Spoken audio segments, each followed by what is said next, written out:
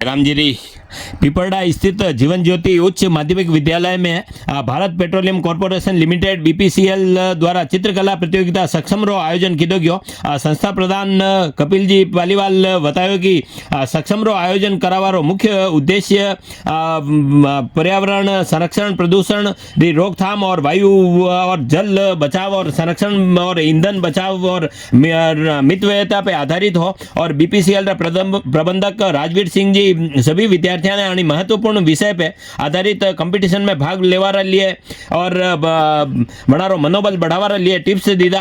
आणि प्रतियोगिता में यक्ष प्रिया पालीवाल प्रथम स्थान प्राप्त किया, जबकि महेंद्र नाथ कालवेलिया द्वितीय स्थान और मनीषा कुंवर तृतीय स्थान पे रही। विजेता छात्र छात्राओं ने कपिल जी पालीवाल, राजवीर सिंह जी और कल्पना जी पालीवाल पारितोषिक प्रदान किया और बच्चा ने सम्मानित किया गया। प्रतियोगिता में भाग लेने वाला सभी सहभागियों ने ब्रेकफास्ट करवाया गया और मनारो हौसलो बढ़ाया गया। कार्यक्रम रा अंत में पालीवाल बीपीसीएल रा प्रबंधक और पूरी टीम रो आभार व्यक्त किया।